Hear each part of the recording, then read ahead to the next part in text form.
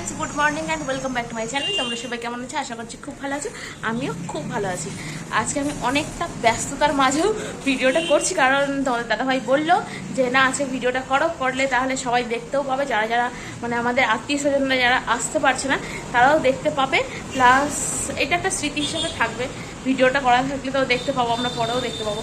যাই হোক, লোকজন আসতে শুরু করে দিয়েছে, ওদিকে ঠাকুরমশাইও চলে এসছে। আমার জোগাড়জান্তি অনেকটা হয়েও গেছে, কারণ ঠাকুরমশাই বলেছিলেন যে একটু দেরি করে আসবে, মানে 11:30টার দিক করে আসবে, কিন্তু ঠাকুরমশাই দেখি সকালবেলায় চলে এসছে। আমার তাতে অসুবিধা কিছুই হয়নি, কারণ আমার কালকে থেকেই সব কিছু আমি রেডি করে রাখছিলাম। চলো চলো এবার তাহলে গিয়ে তোমরা দেখো যে ওইদিকে কী চলছে না চলছে, তাহলে তোমাদের সাথে সব কিছুটাই শেয়ার করবো। চলো তাহলে দেখতে থাকো, সঙ্গে থাকো সারাদিনটা আমার।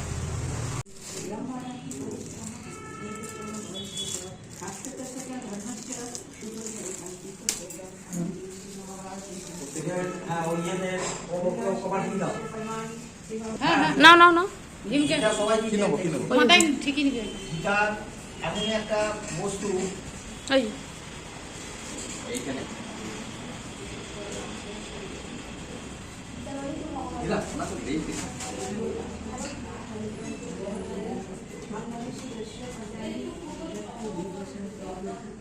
এবার কি করবো মামা? এটা কোথায় রাখবো? আমাকে দেবে মাথাটা কি না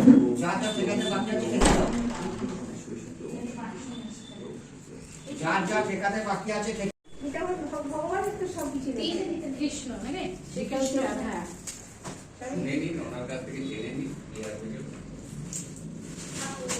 শ্রীকৃষ্ণ যখন জন্মগ্রহণ করেছিল তখন মহামায়া আবির্ভাব হয়েছিল, ঠিক আছে? তা আপনার নন্দর ঘরে কে জন্মগ্রহণ করেছিল? ওই মহামায়া, ঠিক আছে? তা ওকে পাল্টানো হয়েছিল। তা বলছে যে আমার তোমাকে বলিবে যে গোকুলে বাড়ি থেকে, তো সেই হচ্ছে গীতা। তাহলে ধরুন সবটা এখানে গীতা তো মহিলা, তো যেটা আমি বলছি আপনাকে যে যেভাবে কল্পনা করতে পারে হচ্ছে মহামায়া গীতা। তাহলে এবারে একটা প্রশ্ন হতে পারে যে ধরেন যে এখানে ধরেন শ্রীকৃষ্ণের যে অর্জুনকে যে বাণী একটা বেটা ছেলে নাই, কেন মেয়ে ছিল? এটা হচ্ছে শ্রীকৃষ্ণ যখন ওই অর্জুনকে যখন ওই বাণীগুলো বলছে না, তখন ওকে সম্মোহনী বিদ্যা প্রয়োগ করেছিল, ওকে নিষিদ্ধ করতে চায়নি। মানে এত ওর বিবেক, হ্যাঁ দারুণ বিবেক, ও করতে চায়নি, তখন ওকে সম্মোহনী বিদ্যা দিয়ে ওটা করেছিল। তো সম্মোহনী বিদ্যা মালিকটাকে সেটা হচ্ছে মহামায়া। আপনাকে যখন এই দেখবেন এই যে মানে যতক্ষণ মানে বলছি আর কি, এগুলো কিছু মনে করেন না, ঘন্টে আদারওয়াইজ এগুলো হচ্ছে এই যে আমাদের মেয়েদের যখন এই শুভদৃষ্টি হয় তখন দেখুন দুটো পান দিয়ে ঢেকে দিয়ে নিয়ে আসে। কেন নিয়ে আসে? সেটাও কিন্তু মহামায়া। এটা উত্তর দিতে পারবে না, অত সস্তা না। যে কোনো পুলিশ দিয়ে দিতে তো আমি জিজ্ঞেস করবেন একটা ভাই এই পান দুটো কেন চোখে ঢাকা দিয়ে নিয়ে আসছে? ও তো খালি চোখে আসছে, বহু বড়োর সঙ্গে মিলন হয়েছে, সংস্কৃতি হয়েছে, তাহলে এটা কেন নিয়ে আসে? এটা হচ্ছে আকৃষ্ট করার জন্য। হ্যাঁ, মানে এটা একটা সম্মোহনী বিদ্যা কাজ করে। মহামায়া জন্ম নিল ভক্তজনা তরণে। মহামায়া জন্ম নিয়েছে ভক্তজনকে, সবাইকে তাকে করিয়ে দিতে, মানে তাকে উদ্ধার করতে মহামায়া জন্ম। এবং মহামায়া একটা রূপ দিতে জন্ম নিয়েছে। সীতা ওরা কি সংসার করেছে সবই, কিন্তু সংসারের মধ্যে কষ্টটা করে গেছে। রাধা করেছে কিন্তু কষ্ট করে গেছে। সীতা অরিজিনালি কার মেয়ে বলুন দেখি? সীতা কার মেয়ে? আমি জানি জনকের। অরিজিনালি ওর জন্মটা হচ্ছে আপনার রাবণ। আপনি ইয়ে তত্ত্ব খুঁজে দেখবেন যে অরিজিনালি এটা জন্ম হয়েছিল মানে রাবণ তো ধরেন মানে ওর থেকে বড় বীর আর কেউ ছিল না, এবং অত বড় পণ্ডিত কেউ ছিল না, ঠিক আছে? মানে যা বলবেন সবই, কিন্তু নিজেকে উদ্ধার করতে পারছিল না, ঠিক আছে? হ্যাঁ। সো গাইস, আমাদের সকালের কাজ ফাজ সব কমপ্লিট হয়ে গেছে, এই যে দেখতে পাচ্ছ, মানে সাধ্য সবই হয়ে গেছে। আর মা দিদিরা সবাই ঘরে বসে গল্প টল্প করছে। আমি একটু পরে যাবো, উপরে গিয়ে জামা কাপড়গুলো তুলে নিয়ে চলে আসবো ঝটপট। মা সেখানে কাজ করছে, এসো মা দিদি আর এক মা, দুই মা মিলে সবাই মিলে গল্প করছে এখানে। সবাই গল্পে এখন ব্যস্ত আছে আর আমি এদিকে ভিডিও তোমাদেরকে একটু দেখিয়ে দিলাম, কারণ আমার দিদি হয় মানে পিসি শাশুড়ি ওনার মেয়ে নিজের। এটা মা, এটা আমার মা, এটা আমাদের মা। দেখতেই ফেলে চলো এর উপরে যাই, উপরে যাই, উপরে গিয়ে জামা কাপড়গুলো ঝটপট তুলে নেবো। মানে সেই সকাল থেকে মেলা আছে কিন্তু শুকনো হয়নি, রোদের তাপটাও তো সেরকম ছিল না, শুকনো হয়নি। দেখছো গাইস কত জামা কাপড় মেলা আছে, মনে হচ্ছে কয়েক দিনের জামা কাপড় সব রয়েছে। শুকনো না হলে খুব মুশকিল, কোথায় মিলবো সেই একটা নিয়ে চিন্তা থাকে। এই কাজের দিনে কি বলতো, যে ঘরেও মিলবো তার কোনো উপায় থাকে না, কারণ লোকজন আসবে সেই সব। বাপরে আমি ভাবলাম কি পড়লো, যাই হোক লোকজন আসবে সেই নিয়ে ব্যস্ত থাকতে হবে। প্লাস ঘরের মধ্যে আমি কোনো জামা কাপড়ও মিলতে পারবো না, কিছুই করতে পারবো না, আর বারান্দার মধ্যেও মেলা যাবে না, মানে এমনই অবস্থা হয়ে আছে। সকাল থেকে তো ছাদে আসার একদমই সময়ই পাইনি। ওই আমার মা যেতটুকু করেছে, আমাদের মাসি ছিল, মাসি সব করেছে, মানে কাজের মাসি সব মেলে ঠেলে দিয়ে গেছিলো। আমার মাও কিছু কিছু কেচে মিলে দিয়েছিল, কারণ আমার তো অনেক জামা কাপড় হয়েছিল, সবটা মাসিকে দিইনি কাচতে। মা বলছে দে আমি কেচে দিই, কারণ আমি তো পারি না মানে কি পারি, কিন্তু মানে কাজের সময় তো লোকজন আসছে, ওই দিকটা হ্যান্ডেল করবো না, এদিকটা দেখবো, সেই জন্য মায়ে সব কিছু করে দিল। কিন্তু বাসনপত্র এখনো ধোয়া হয়নি, মাসি এসে ধোবে।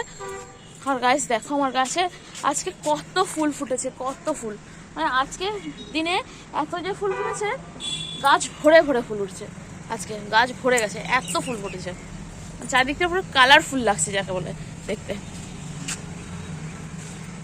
চলো গাইস আমার জামা কাপড়গুলো তুলে নিই আবার, মানে সন্ধ্যাবেলা আমাদের ব্রাহ্মণ ভোজন আছে, ব্রাহ্মণ ভোজনের রান্নাবান্না সব আবার শুরু করে ফেলতে হবে, কারণ সন্ধ্যাবেলা বলতে কি তাও 8টার দিক করে হয়তো চলে আসবে সবাই।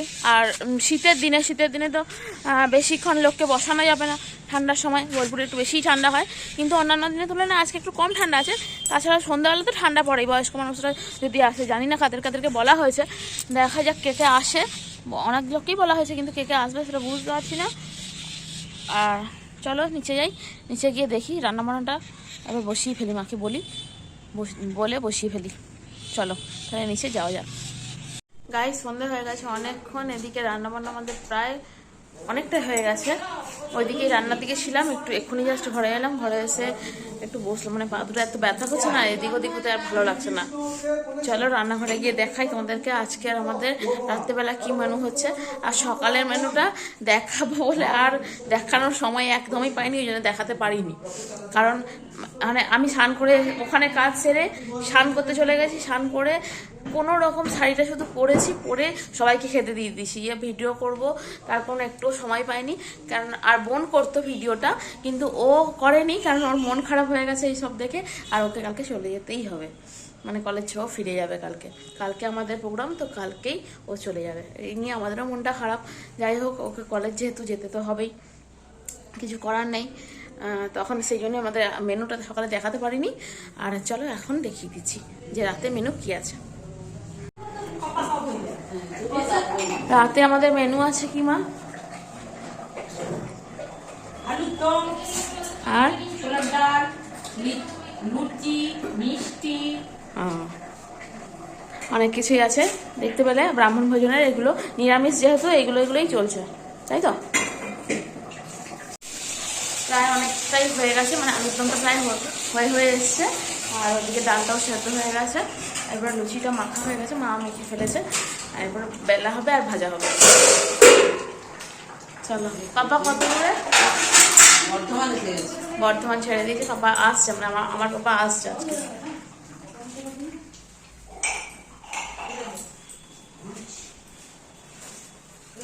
গরম লেগে গেছে নাকি তোমার? গরম লেগে যাচ্ছে, টেবিল চেয়ার তুলতে গরম লেগে গেল। এদিকে একজন ব্রাহ্মণ চলেও এসছে, এখানে বসানো হয়েছে খেতে দেওয়ার জন্য, আর 2জন ব্রাহ্মণকে আমার ঘরে বসানো হয়েছে, আর 2জন ব্রাহ্মণ হলো ওর বন্ধু। খাওয়া দাওয়ার শেষে এবার যা নিয়ম টিয়ম আছে ব্রাহ্মণদের, ওগুলো এখন করা হচ্ছে।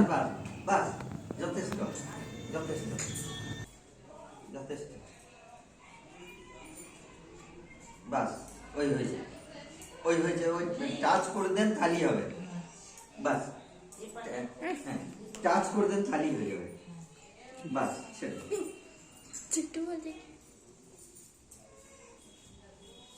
টাচ করে দেন থালি হবে, বাস।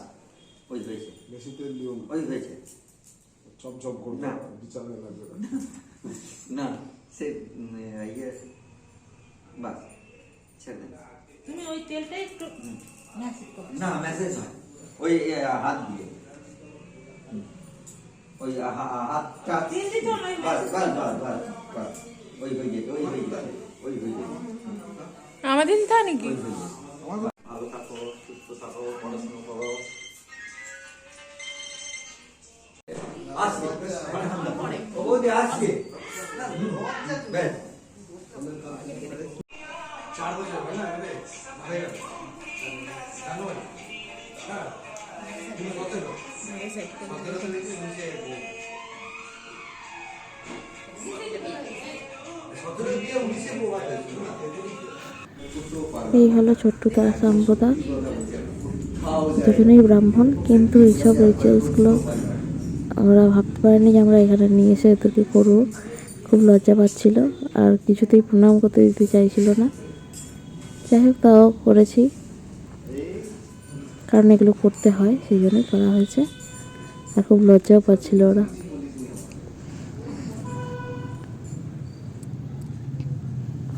সো গাইস, আমাদের ডিনার ফিনার সব কমপ্লিট হয়ে গেছে। প্রচণ্ড টায়ার্ড লাগছে আজকে। ভিডিওটা যদি ভালো লাগে থাকে তাহলে like comment share and subscribe করতে একদম ভুলবে না। চলো, আজকের মতো ভিডিওটা আমি এখানেই এন্ড করছি। চলো তাহলে, গুড নাইট সবাইকে, টাটা।